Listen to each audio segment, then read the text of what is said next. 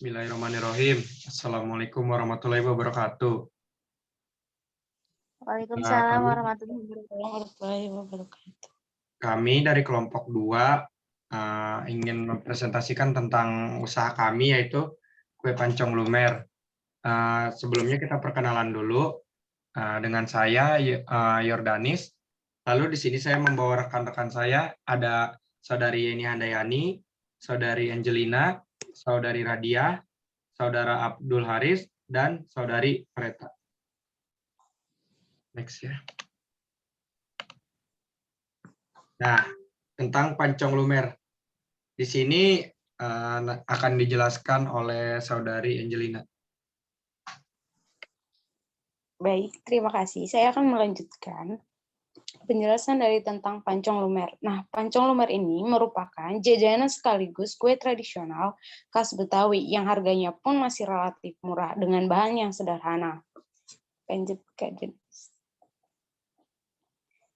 Nah, tujuan usaha kami untuk mencari penekanan kepada pengalaman sebuah proses wirausaha, karena melalui pemasaran dan penjualan ini kami dituntut untuk berinteraksi dengan orang banyak.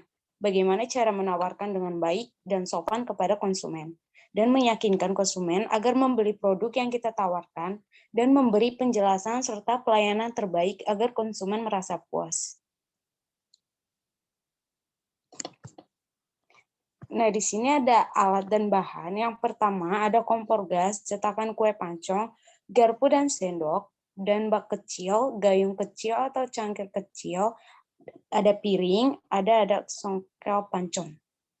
Nah, bahan bakunya antara lain ada tepung terigu, gula pasir, telur ayam, santan, ragi, margarin, garam, baking powder, air, dan vanila. Sedangkan bahan dasarnya atau campurannya ada perasa strawberry, perasa red velvet, perasa green tea, ada perasa nanas, ada perasa blackcurrant, ada keju, dan ada juga perasa tiramisu. Nah, langkah-langkah pembuat pancong.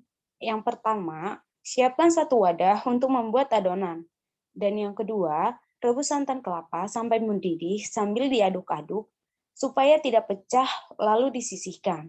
Yang ketiga, masukkan juga tepung, santan, dan garam, lalu dicampur jadi satu, aduk sampai rata. Dan yang keempat, panaskan cetakan kue pancong, kemudian masukkan adonan tersebut secukupnya. Dan yang terakhir, tunggu sampai matang, lalu angkat dan kasih topping sesuai selera atau permintaan pelanggan. Nah, selanjutnya akan dijelaskan oleh Kak Danis. Ya, terima kasih. Nah, bisa dilihat ya di sini teman-teman, di sini ada video cara pembuatan kue pancong lumer itu sendiri. Bisa dilihat ya.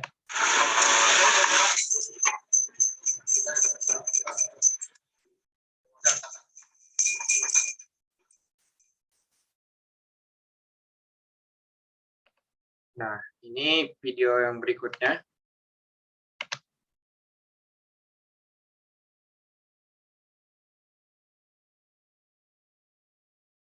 Nah, jadi di sini ya teman-teman, jadi adonannya itu dicelupkan secara perlahan ke loyang atau cetakannya dari si pancong tersebut dengan secara merata. Nah, kurang lebih seperti itu teman-teman proses pembuatan pancong.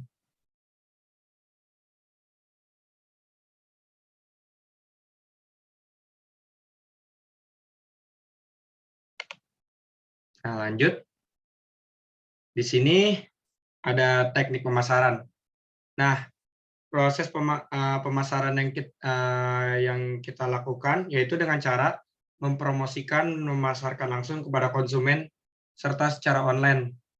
Kalau kita sih pemasarannya mungkin lewat broadcast WhatsApp ya, dari status ke status. Nanti kalau ada yang pesan, ya mungkin kita pre-order dulu. Nanti pas karena kan kita ini kan sama-sama kerja ya paginya, sedangkan sore itu baru pulang, malamnya baru ngampus kan. Jadi kita itu PO-nya itu ya di hari biasa. Nah, kita antar itu di hari libur, di hari Sabtu.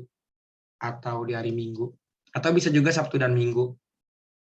Nah, dengan melakukan hal ini, kita berusaha membujuk konsumen agar tertarik pada produk kami.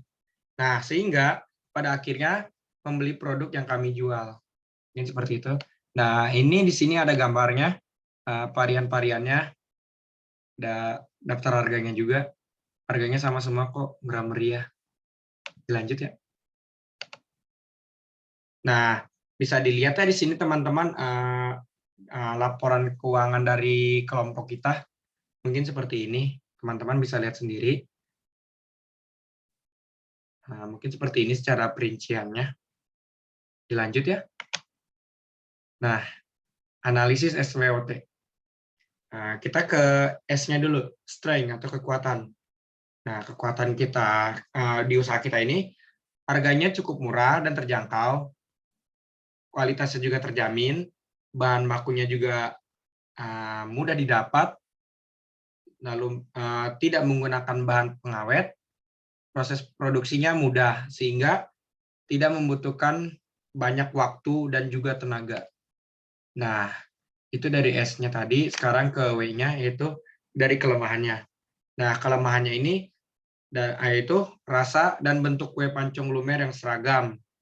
Nah, makanya kan kita itu kan kayak kasih variasi rasanya gitu, kayak topping-topping Oreo, Ceres, susu-susu kayak creamer gitu, dan lain-lain. Sih banyak. Lalu weakness yang berikutnya ada manajemen tradisional dan sarana dan prasarana sebelah. Kita ke O-nya, opportunity yaitu peluang. Nah, di sini opportunity-nya itu digemari oleh sebagian besar masyarakat. Mungkin kalau dulu-dulu kue pancong ini belum se-hype sekarang ya, karena dengan kue pancong sekarang itu kan kayak variasi kayak lumer, kayak lembut gitu, terus toppingnya juga banyak kan, sampai tumpah-tumpah gitu kan.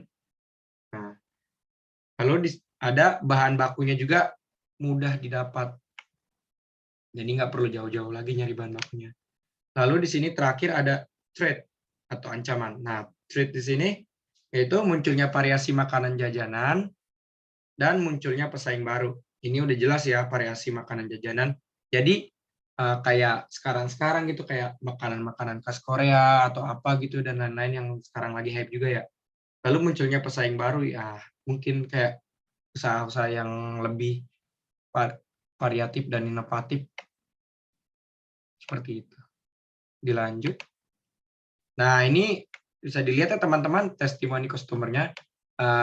Kita di sini nggak bisa SSWA-nya banyak-banyak ya, karena kepenuhan. Mungkin ini aja yang beberapa bisa dilihat teman-teman. Nah, seperti itu. Dilanjut. Nah, ini produk kami. Nah, ini pancong lumer keju dengan Ceres, dengan susu kental manis, dengan ada juga yang topping Oreo. Nah, dilanjut lagi. Nah, di sini kan jadi ceritanya itu pada Senin 27 Juni 2022 itu saya dan saudari Yeni ini melakukan observasi. Nah, di sini kan bertanya, kenapa fotonya ini aja? Nah, karena saya yang ngambil fotonya itu sendiri. Jadi saya fotoin saudari Yeni.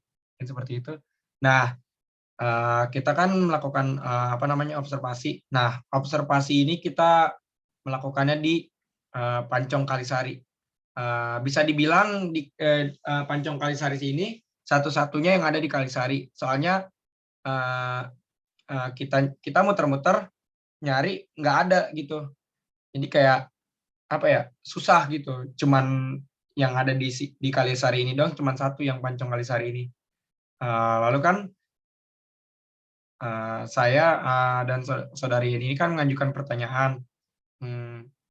Jadi bagaimana mereka mampu menjalankan usahanya sampai saat ini, lalu bagaimana bisa bertahan usahanya sampai saat ini. Nah, saya langsung sangka aja.